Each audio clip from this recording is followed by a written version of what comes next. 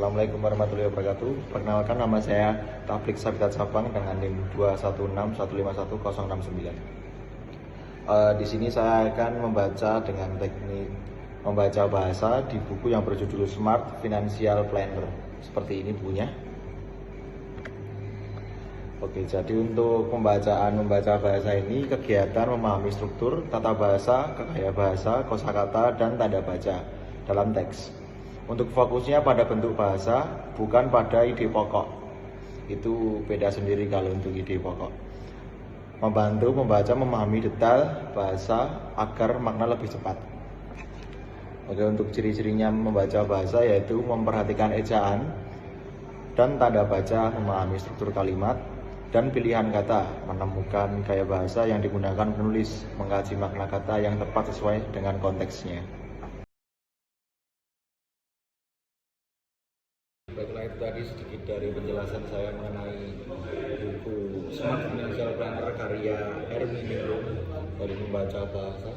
Terima kasih. Nah, untuk gaya bahasa buku ini gayanya komunikatif dan instruksional, nadanya persuasif plus edukatif, mengajak pembaca untuk mengambil tindakan atau menabung, mengatur hutang sambil memberi alasan yang logis.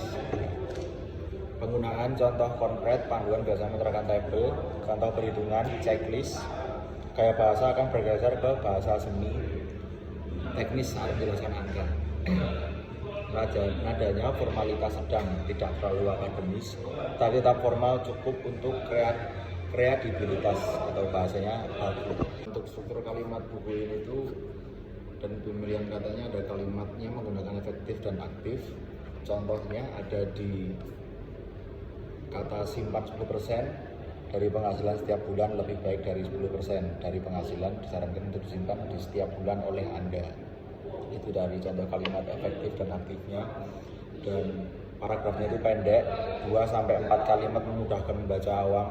Waspadai untuk paragraf panjang penuh istilah teknis. Pemilihan kata bahasa populer vs teknis karena targetnya pembaca umum. Penulis kemungkinan besar memilih istilah populer untuk menabung, investasi, darurat. Menjelaskan istilah teknisnya, return, resiko, atau aset. Untuk konsistensi istilah.